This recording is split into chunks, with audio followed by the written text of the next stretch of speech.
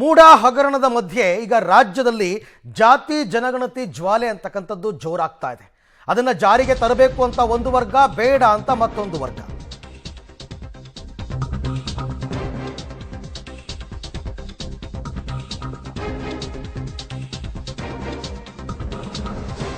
ಮೂಡ ಮಧ್ಯದಲ್ಲಿ ರಾಜ್ಯದಲ್ಲಿ ಈಗ ಜಾತಿ ಜನಗಣತಿ ಜ್ವಾಲೆ ಜೋರಾಗ್ತಾ ಇದೆ.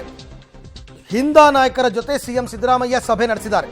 ಹಿಂದುಳಿದ ವರ್ಗಗಳ ಸಚಿವರು ಮತ್ತು ಶಾಸಕರ ಜೊತೆ ಮೀಟಿಂಗ್ ಆಗಿದೆ. BK Hariprasad, HM. ರೇವಣ್ಣ, ಭೈರತಿ ಸುರೇಶ್, ಬೋಸರಾಜು, ರಾಘವೇಂದ್ರ ಹಿಟ್ನಾಳ್, ದ್ವಾರಕಾನಾಥ್ ಮತ್ತು ಹಿಂದುಳಿದ ವರ್ಗಗಳ ಆಯೋಗದ ಮಾಜಿ ಅಧ್ಯಕ್ಷರು ಜಯಪ್ರಕಾಶ್ ಹೆಗಡೆ, ಕಾಂತರಾಜು ಕೂಡ ಈ ಸಭೆಯಲ್ಲಿ ಭಾಗಿಯಾಗಿದ್ದರು.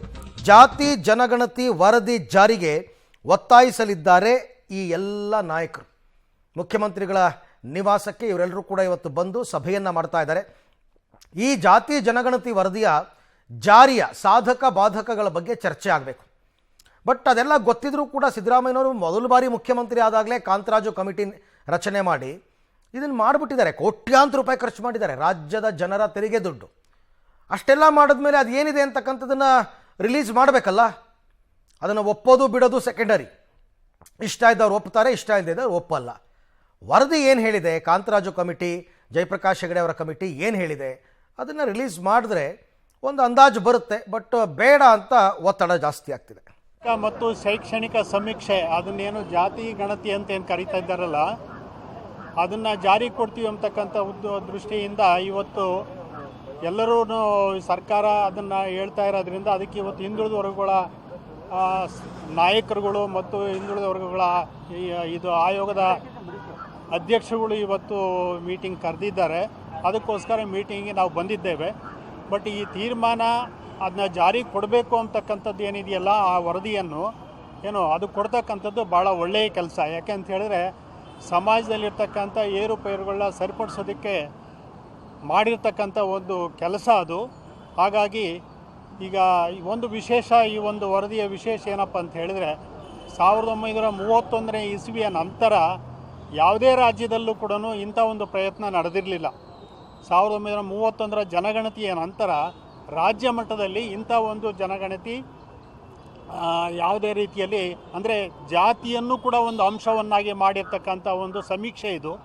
ಸೊ ಇಂಥ ಒಂದು ಪ್ರಯತ್ನ ಆಗಿರಲಿಲ್ಲ. ಅದಕ್ಕೆ ಕರ್ನಾಟಕ ರಾಜ್ಯದಲ್ಲೇ ಪ್ರಪ್ರಥಮ ಬಾರಿ ಇಂಥ ಒಂದು ಪ್ರಯತ್ನ ಆಗಿದೆ.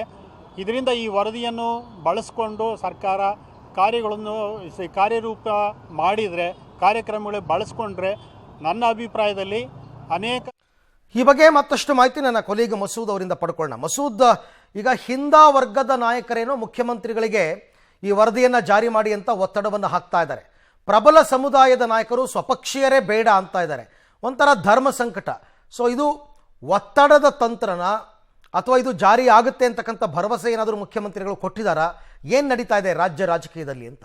ಅರವಿಂದ್, ಈಗಷ್ಟೇ ವಿಧಾನಸೌಧದಲ್ಲಿ ಮುಖ್ಯಮಂತ್ರಿಗಳ ನೇತೃತ್ವದಲ್ಲಿ ಹಿಂದ ಸಮುದಾಯಗಳ ಪ್ರಮುಖ ಸಚಿವರು, ಶಾಸಕರು ಜೊತೆಗೆ ಸಮುದಾಯದ ಪ್ರಮುಖ ನಾಯಕರು ಇವರೆಲ್ಲರೂ ಕೂಡ ಒಂದು ಸಭೆ ಆರಂಭ ಆಗಿರುವಂಥದ್ದು. ಮುಖ್ಯವಾಗಿ ಈಗಾಗಲೇ ಎಲ್ಲರಿಗೂ ಗೊತ್ತಿರೋ ಹಾಗೆ ಜಾತಿ ಜನಗಣತಿ ವರದಿ ಜಾರಿ ಮಾಡಬೇಕು ಅನ್ನುವಂಥ ಒತ್ತಾಯ ಹಿಂದ ಸಮುದಾಯ ಅಂದರೆ ಒಟ್ಟಾರೆಯಾಗಿ ಅಹಿಂದ ವರ್ಗದವರಿಂದ ಒತ್ತಾಯ ಕೇಳಿ ಬರ್ತಾ ಇದೆ. ಜಾತಿ ಜನಗಣತಿ ವರದಿ ಜಾರಿ ಮಾಡಿ ಅಂತ ಮುಖ್ಯಮಂತ್ರಿಗಳು ಕೂಡ ಖುದ್ದಾಗಿ ಆಸಕ್ತಿ ತೋರಿ ಮುಂದಿನ ಸಂಪುಟ ಸಭೆಯಲ್ಲಿ ಅದನ್ನು ಮಂಡನೆ ಮಾಡಿ ಚರ್ಚೆ ಮಾಡ್ತೇವೆ, ಮುಂದೆ ಏನು ಮಾಡಬೇಕು ಅಂತ ಸಚಿವರ ಅಭಿಪ್ರಾಯ ಪಡೆದು ತೀರ್ಮಾನ ಮಾಡ್ತೇವೆ ಅಂತ ಹೇಳಿದ್ದಾರೆ. ಈ ಹಿನ್ನೆಲೆಯಲ್ಲಿ ಈ ಒಂದು ಸಭೆ ಮಹತ್ವ ಪಡ್ಕೊಂಡಿರುವಂಥದ್ದು. ಒಂದು ರೀತಿಯಲ್ಲಿ ಅಹಿಂದ ಬೆಂಬಲ ಸಿಕ್ಕರೆ ತಮ್ಮ ಅಧಿಕಾರವನ್ನು ಕೂಡ ಕಾಪಾಡ್ಕೋಬಹುದು, ಮುಡಾ ಸಂಕಟದಿಂದಲೂ ಪಾರಾಗಬಹುದು ಅನ್ನುವಂಥ ಒಂದು ಲೆಕ್ಕಾಚಾರದಲ್ಲಿ ಮುಖ್ಯಮಂತ್ರಿಗಳು ಇದ್ದಾರೆ ಅಂತ ಕೂಡ ಹೇಳಲಾಗ್ತಿದೆ. ಇಡೀ ಅಹಿಂದ ವರ್ಗದ ಬೆಂಬಲದೊಂದಿಗೆ ಈ ಒಂದು ಸರ್ಕಾರ ಅಧಿಕಾರಕ್ಕೆ ಬಂದಿರೋ ಹಿನ್ನೆಲೆಯಲ್ಲಿ ಈಗ ಅಹಿಂದ ರಕ್ಷಣೆ ಪಡೆಯೋದಕ್ಕೆ ಮುಖ್ಯಮಂತ್ರಿಗಳು ಮೊರೆ ಹೋಗಿರುವಂಥದ್ದು. ಆ ಹಿನ್ನೆಲೆಯಲ್ಲಿ ಜಾತಿ ಜನಗಣತಿ ವರದಿ ಜಾರಿ ಮತ್ತೆ ಮುನ್ನೆಲೆಗೆ ಬಂದಿದೆ. ಅದಕ್ಕೆ ಸಂಬಂಧಪಟ್ಟಂತೆ ಇವತ್ತು ಸಭೆ ಮಾಡ್ತಾ ಇದೆ. ಇವತ್ತು ಹಿಂದ ವರ್ಗಗಳ ಪ್ರಮುಖ ಸಚಿವರು, ಶಾಸಕರು ಸಭೆ ಮಾಡ್ತಾ ಇದ್ದಾರೆ. ಮುಂದಿನ ದಿನಗಳಲ್ಲಿ ಅಲ್ಪಸಂಖ್ಯಾತ ನಿಯೋಗ ಕೂಡ ಬರುತ್ತೆ, ಜೊತೆಗೆ ದಲಿತ ಸಮುದಾಯಗಳ ನಿಯೋಗ ಕೂಡ ಮುಖ್ಯಮಂತ್ರಿಗಳನ್ನ ಭೇಟಿ ಮಾಡಿ ಈ ವರದಿ ಜಾರಿ ಮಾಡಿ ಅನ್ನುವಂತಹ ಒತ್ತಾಯ ಹಾಕ್ತಾ ಇದ್ದಾರೆ. ಒಟ್ಟಾರೆಯಾಗಿ ಒಂದೇ ಒಂದು ವಿಶೇಷ ವಿಚಾರ ಅಂತಂದ್ರೆ ಈ ಒಂದು ವರದಿ ಮೂಲಕ ತಮ್ಮ ರಕ್ಷಣೆಗೆ ಮುಖ್ಯಮಂತ್ರಿಗಳು ಮುಂದಾಗಿದ್ದಾರೆ ಅನ್ನುವಂತಹ ಚರ್ಚೆ ರಾಜಕೀಯ ವಲಯದಲ್ಲಿ ಕೇಳಿ ಬರ್ತಾ ಇರುವಂಥದ್ದು. ಮುಂದಿನ ಸಚಿವ ಸಂಪುಟ ಸಭೆಯಲ್ಲಿ ಏನು ತೀರ್ಮಾನ ಆಗುತ್ತೆ ಅನ್ನುವಂಥದ್ದು ಕೂಡ ಇಲ್ಲಿ ಕಾದು ನೋಡಬೇಕಾಗುತ್ತೆ. ಜೊತೆಗೆ ಇಡೀ ಅಹಿಂದ ವರ್ಗಗಳ ಬೆಂಬಲ ಕೂಡ ಮುಖ್ಯಮಂತ್ರಿಗಳಿಗೆ ಇಲ್ಲಿ ಇರುವಂಥದ್ದು. ಅಂದ್ರೆ ವರದಿ ಜಾರಿ ಮಾಡಬೇಕು, ಜೊತೆಗೆ ನಮ್ಮ ಬೆಂಬಲ ನಿಮಗೆ ಇದೆ ಅನ್ನುವಂತಹ ಭರವಸೆಯನ್ನು ಕೂಡ ನಿಯೋಗ ಕೊಡ್ತಾ ಇದೆ. ಸಭೆ ಇನ್ನೂ ಕೂಡ ನಡೀತಾ ಇದೆ. ಮುಂದೆ ಏನು ತೀರ್ಮಾನ ಆಗುತ್ತೆ ಅಂತ ಕಾದು ನೋಡಬೇಕು. ರೈಟ್, ಥ್ಯಾಂಕ್ ಯು ತಮ್ಮೆಲ್ಲ ಮಾಹಿತಿಗೆ ಮಸೂದ್, ಧನ್ಯವಾದ.